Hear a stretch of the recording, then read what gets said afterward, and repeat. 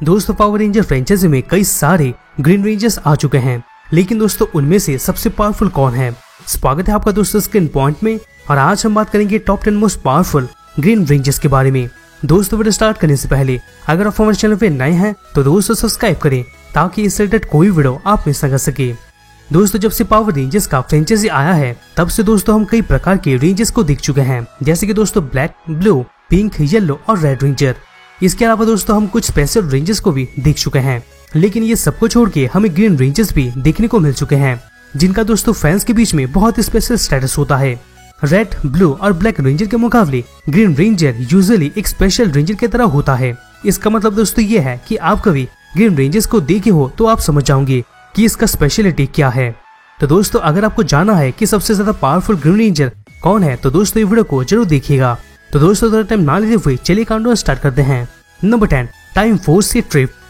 दोस्तों अगर हम नोटिस करते हैं तो ट्रिप जेवियर का ही बासी है, और पावर रेंजर टाइम फोर्स में ग्रीन टाइम फोर्स रेंजर भी बना था। ट्रिप अपने सभी रेंजर्स दोस्तों के मुकाबले थोड़ा भोला रहता है, लेकिन इसका टेक्नोलॉजी वाला स्किल ही इसको एक इम्पोर्टेंट एसिड बनाता है। जब उसका टीम 21 सेंचुरी में फंसा था तब ट्रिप एक इलेक्ट्रिक बूस्टर को डिजाइन किया था, क्योंकि दोस्तों उसका एबिलिटी और एनहांस हो जाए। यहाँ पर दोस्तों ट्रिप मॉन्स्टर के खिलाफ क्रोनो ब्लास्टर, क्रोनो सवर और वॉर्टेक्स ब्लास्टर को भी यूज करता है। इतना ही नहीं, वो ग्रीन फैक्टर साइकिल को और टाइम फ्लाइटर 3 जॉर्ड को भी पायलट करता है। ये अपना बहुत ही ज्यादा एबिलिटी को यूज करके माइंड्स को भी रीड कर सकता है, और कोई कोई कंडीशन में दोस्तों फ्यूचर के बारे में भी जान सकता है। अभी नंबर 9 पे आता है एसपीडी से ब्रिज कैटसन। दोस्तों ब्रिज कैटसन बी स्क्वाड मेंबर में से एक है, जो कि दोस्तों अपनी टीम में एक ग्रीन रेंजर होता है। ये डेल्टा रनर 3, उसका पेट्रोल साइकिल और डेल्टा मैक्स ट्रैकर को पायलट करता है यानी चलाता है।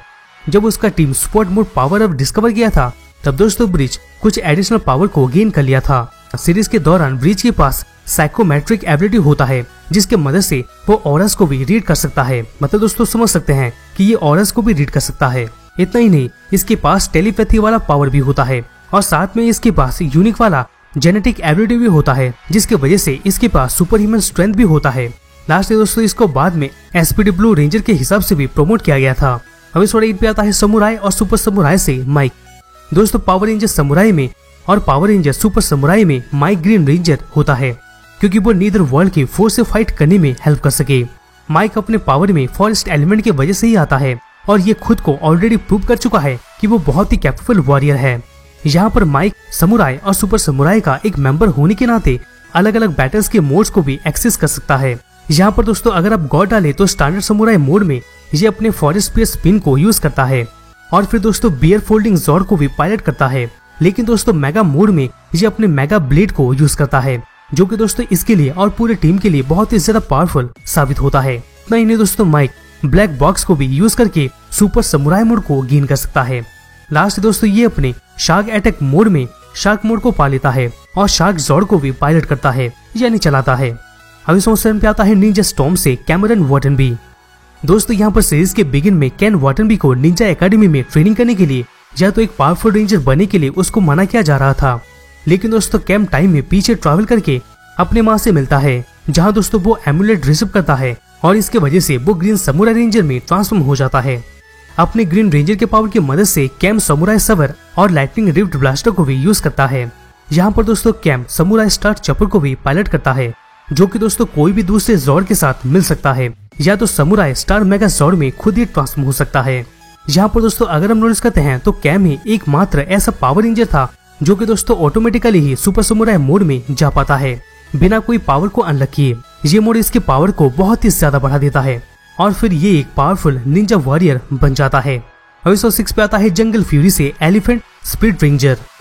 दोस्तों एलिफेंट एनिमल स्पीड रेंजर को मास्टर फैन के द्वारा समन किया गया था, और इसको जंगल फ्यूरी येलो रेंजर भी समन कर सकता है। एलिफेंट स्पीड रेंजर बैटल में जंगल मेस यूज करता है, और एक एलिफेंट जॉर्ड में भी ट्रांसफॉर्म हो सकता है। यहाँ पर दोस्तों बाकी के रेंजर्स जॉर्ड को पायलट करते हैं, लेकिन दोस्तों ये खुद ही जॉर्ड में ट्रांसफॉर्म हो जाता है। ये जॉर्ड को जंगल प्राइड मेगा जॉर्ड से कंबाइन भी किया जा सकता है, और फिर ज्यादा पावरफुल वाले जॉर्ड्स क्रिएट भी किए जा सकते हैं।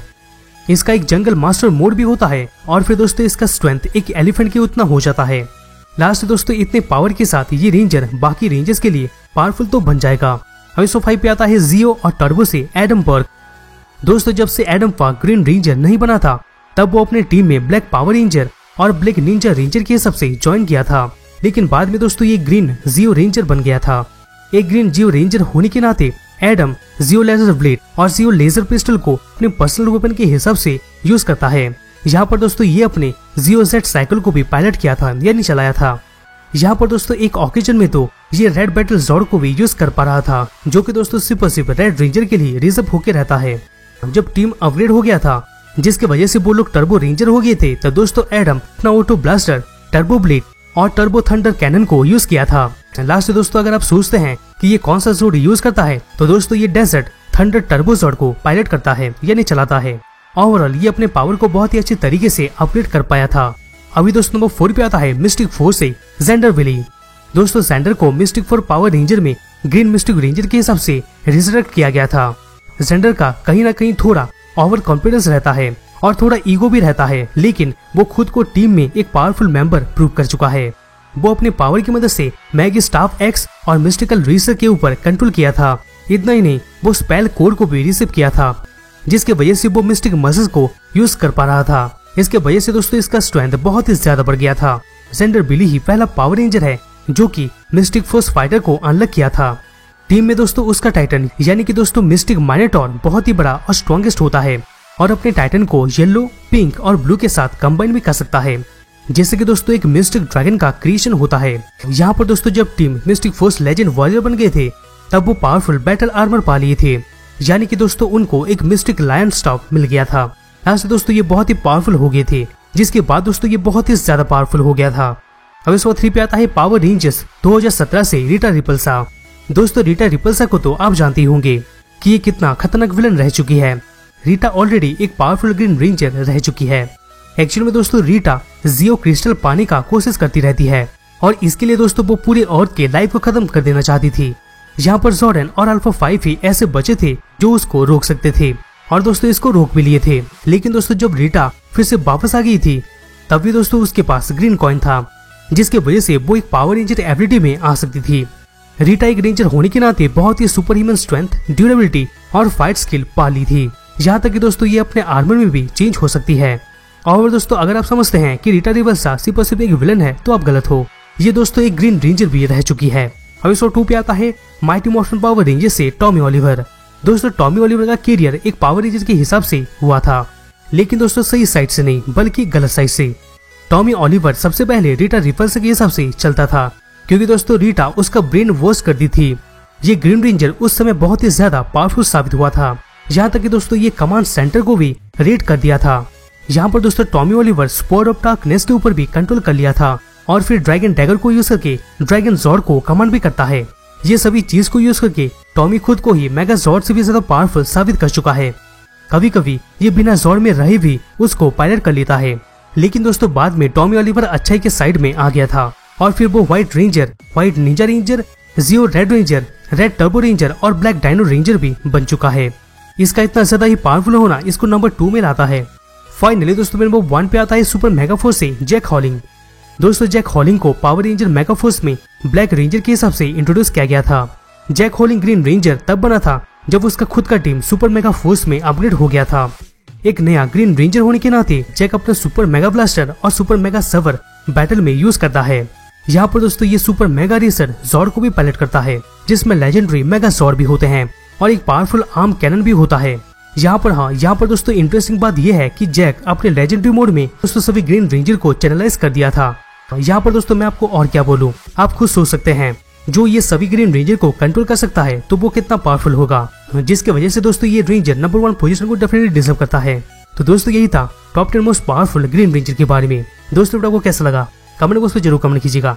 दोस्तों अगर वीडियो अच्छा लगा तो प्लीज वीडियो को लाइक करना मत भूलिएगा, जिससे हमें मोटिवेशन मिलता रहेगा और हम अब तक ऐसे ही ऑसम कंटेंट पहुंचाते रहेंगे। तो दोस्तों हमसे वापस मिलते हैं किसी दूसरे नए वीडियोस में।